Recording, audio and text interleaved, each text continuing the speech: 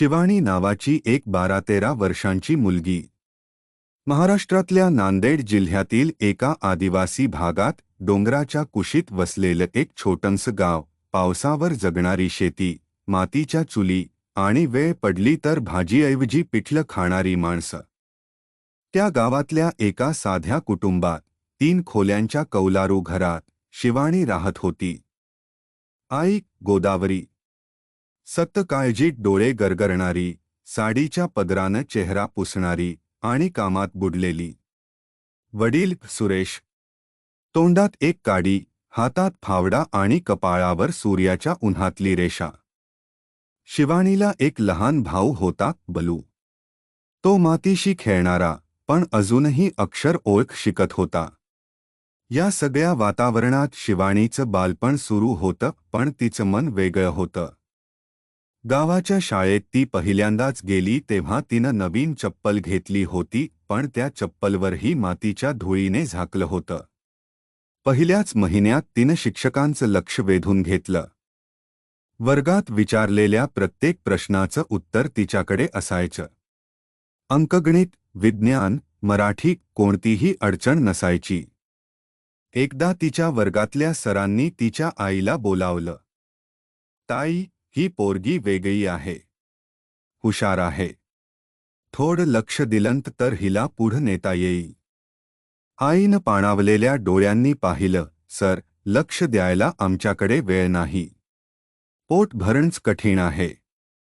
शिवानीला अभ्यासात इतकं प्रेम होतं की ती दिवसभर शेतावर मदत करून रात्री टॉर्चच्या उजेडात अभ्यास करत असे. एका जुन्या वहीत ती मोठ्या अक्षरात लिहायची, मी कलेक्टर होणार. एका वादळी पावसात घरात छत गळू लागलं. अंगणात पाणी भरू लागलं. बलू तापानं फणफणत होता. आई एका हातानं बाळाला झुलवत होती आणि दुसऱ्या हातानं उरलेल्या भातात मीठ ढवळत होती. त्या रात्री शिवानीच्या कानात बाबांचे शब्द घुमले. पोरी, अभ्यासाची स्वप्न पाहणं बंद कर. उद्या मजुरी करायला जावं लागेल. दुसऱ्या दिवशी ती शाळेत गेली. डोळे सुजलेले होते. शिक्षकांनी विचारलं, काय झालं ग? ती फक्त म्हणाली, सर, स्वप्न फक्त डोळ्यात असतात. घरात भात नाही तर स्वप्न पचवणार काय? पुढच्या काही दिवसांत परिस्थिती आणखी बिघडली. वडिलांनी एक दिवस तिला बाजूला बसवून सांगितलं, हे बघ, तुझं शिक्षण थांबवायचं आहे आता. लग्नाचं बघायला लागेल. घर चालवणं सोपं नाही. शिवानीचा चेहरा पांढरा फटक झाला. तिनं विचारलं, बाबा, मला शेवटचं 1 वर्ष द्या, मी नक्की काहीतरी करून दाखवीन. वाई तिच्या पाठीशी उभी होती, पण तीही खूप काही करू शकत नव्हती. ती म्हणायची, माझंही स्वप्न होतं ग, पण ते मला कधी जगता आलं नाही. आता तुझं स्वप्न तरी वाचवा म्हणावं वाटतंय. पण या शब्दांनाही घरी फारसा अर्थ नव्हता. गावातल्या लोकांच्या नजरा, नातेवाईकांचे टोमणे आणि आर्थिक संकट यामुळे शिक्षणासारख्या शौकांची जागा घरात नव्हती. त्या रात्री शिवानी एकटी झोपली नाही. तिनं तिची सगळी पुस्तकं, वही आणि तो पोस्टर जो तिनं भिंतीवर चिकटवलेला होता, IAS ऑफिसरचं चित्र, हे सगळं बघितलं. ती पुस्तकं उघडून एक पान वाचत राहिली. तिच्या डोळ्यातून अश्रू गळत होते, पण ते अश्रू हार मानलेल्याचे नव्हते. ते त्या मातीत रुजलेल्या स्वप्नांचे होते, जे अजूनही उगवण्याची वाट पाहत होते. शिवानीचा 10वीचा निकाल लागला होता. 92% मार्क्स. शाळेच्या मुख्याध्यापकांनी सगळ्या गावात तिची प्रशंसा केली होती. पण घरात शांतता होती.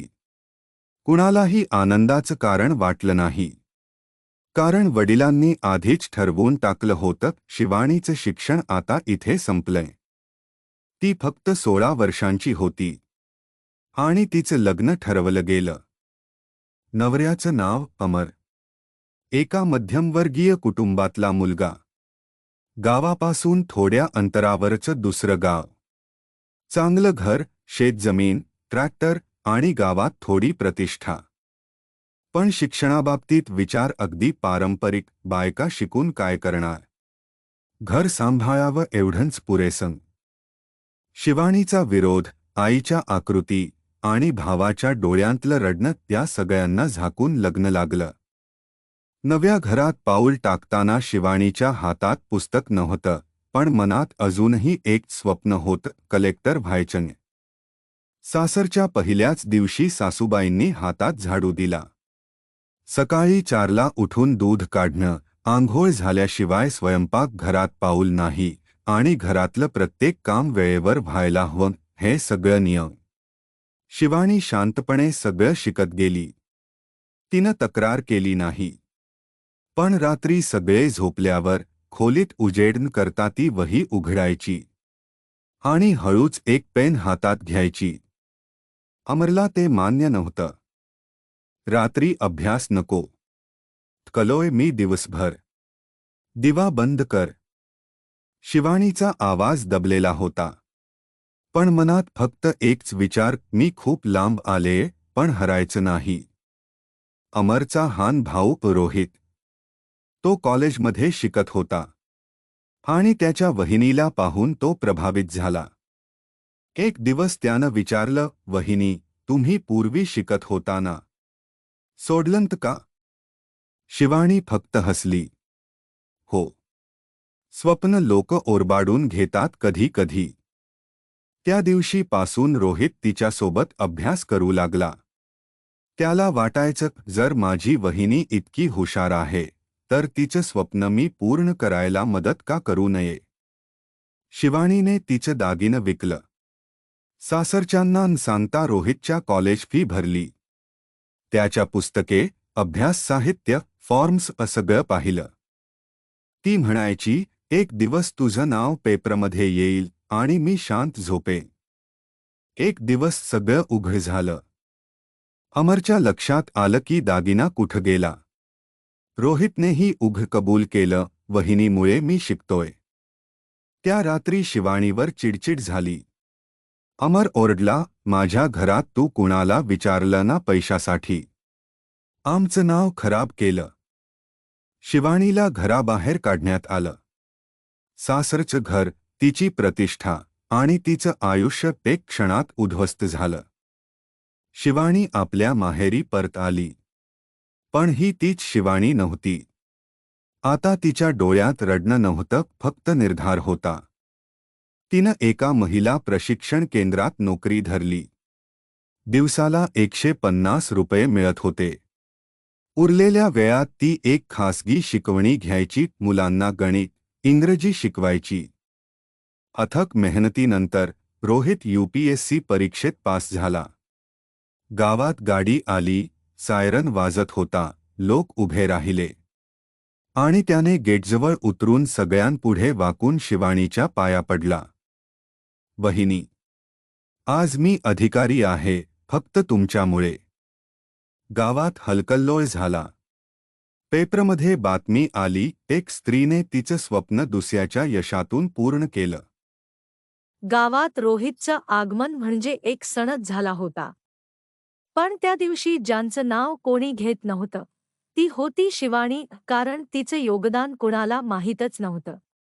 तिनं न सांगता जे काही केलं, त्याचं श्रेय ती घेऊच इच्छित नव्हती. पण रोहितला ते चालत नव्हतं. तो सरळ पत्रकारांशी बोलला, जर माझं यश कुणाचं असेल तर माझ्या वहिनीच, जिने स्वतःचे दागिने विकून माझं शिक्षण चालवलं. अमर त्या बातमीचा पेपर हातात घेऊन थक्क झाला होता. त्याला आता कळत होतं की त्यानं काय गमावलं होतं. रोज शिवानीला कमीपणाचं वाटावं असं बोलणं, तिच्या स्वप्नांना गुन्हा समजणं, तिचं घराबाहेर काढणं, सगळं त्याच्या नजरेसमोर चाललं होतं. तो रात्री उशिरा आईबाबांजवळ गेला, थरथरत्या आवाजात म्हणाला, मी खोटा होतो. ती स्त्री फक्त बायको नाही, ती युग घडवणारी होती. आणि मी तिचा संधी हिरावून घेतली. आईच्या डोळ्यात पाणी होतं. जा, बेटा. माफी न मागायचं असेल तर उशीर होऊ देऊ नकोस. दुसऱ्याच दिवशी अमर शिवानीच्या माहेरी गेला. दरवाजा उघडला तेव्हा ती तांदूळ निवडत होती.